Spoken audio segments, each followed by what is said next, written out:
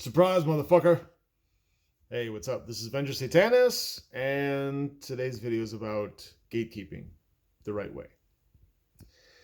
Okay, let's say you want to find players for your game, and you want the right kind of players that will fit with your style of game mastering, with the campaign that you had in mind, or the adventure you had in mind. If you're like me and predominantly your gaming these days um, is just a bunch of one shots. Um, I mean, I have a campaign setting, I have Chalt, but I don't really do long term campaigns. That is my goal for 2022, is to run a long term campaign. But for right now, I'm just in short term one shot mode. So yeah, I don't do that. But let's say you're looking. So you want someone compatible with you um, in the game that you want to run. If you are running something online and you know a bunch of OSR people, I would say just label your game OSR, and that will take care of most of the work.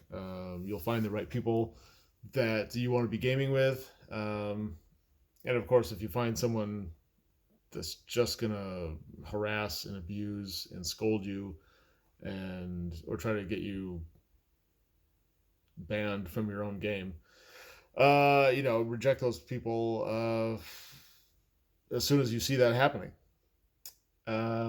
If you're looking for people face to face out in the real world, a lot of people that might gravitate towards OSR games might not know what OSR means. So in that case, I would just say old school. I think those people will know what you mean, and they'll be readier to they'll be more ready to accept the kind of game with the kind of limitations that you have. Um, as Pundit is so fond of saying, in the future or maybe just right now, uh, it seems like all adventuring parties are like half Tabaxi and half Tiefling, and that's diversity in their opinion. Yes. So I'd say, yeah, use OSR online, use old school in um, in the real world, and I mean you could use other.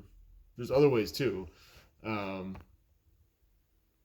you could other euphemisms like you could say um, my campaign or my game mastering style is, I don't know. Old school really sums it up pretty well, because basically what we're trying to do is we're trying to run a game as if we were back in, I don't know, 1983 or something like that, the golden age of Dungeons and Dragons, and everything that comes with that, from the nostalgia to the play style to even if it's not 100% documented. A lot of people say that, like, well, not everybody played that way in 1983 or whatever, or not, just because we see old school now, you know, in a certain way with certain themes and styles of play, that doesn't mean people always played that way back then. And that's true, but a lot of times they did. And yeah, we admit that we're looking at the past through, probably rose colored spectacles. And that's fine. We can idealize the past. There's nothing wrong with that. No crimes are being committed. Um, but it communicates a certain thing. It communicates a certain vibe and a certain play style,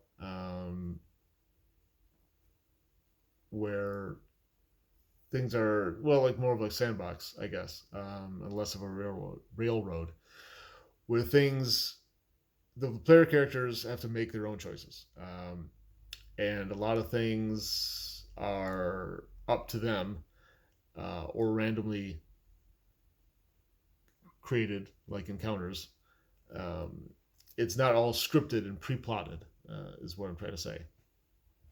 So yeah, uh, I feel like there's more to say on the topic on the subject, and I've kind of done an overview, I guess. If you have specific questions, please ask, and I will reply in a comment below. Um, I want everybody to be able to find the game that they're comfortable with and they like. That's the goal. And we can't do that without good open communication and letting people know what we expect, what we like, what we don't like.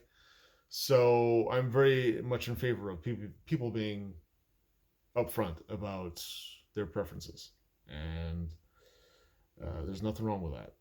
Um, if you want a game that's really gonzo, or a game that's not at all gonzo, or a game that has horrific, darker, grimmier, or grimier, grittier themes, then say that. Be open and upfront about that. If you want more of a sleazy, mature sexual aspect to your game, that's perfectly okay too. Say that. Let people know up front.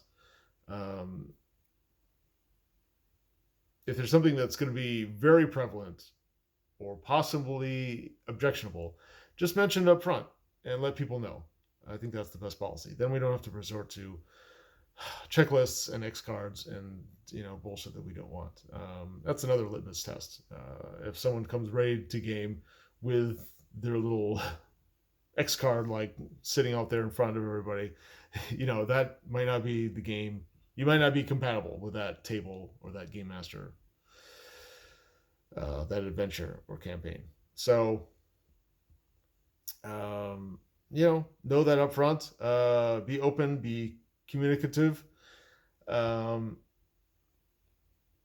Try to be flexible, but not so much that you're catering to people that are going to ruin the game or the experience for you. You want to be in sync. And it's a big world out there, so you can find almost anything if you search hard enough. So do that. Don't settle. And try to find people of like mind, I guess. Diversity is awesome too, but sometimes things don't mesh in a certain campaign or adventure or play style. So look for others who will fit, because this is not a microcosm of society. This is a small working team on a particular job, and just because you want things to be diverse or inclusive or equitable doesn't mean that you can just randomly put people in a certain situation, and without any kind of training or other factors bringing them together, expect them to work well like a well-oiled machine. A lot of times it's just not going to happen. Sometimes you get lucky, sometimes you don't. Okay, I think I rambled on enough for this video. If you have questions, comment below. Thank you for subscribing, liking, commenting, and all that good stuff. All right, have a good one.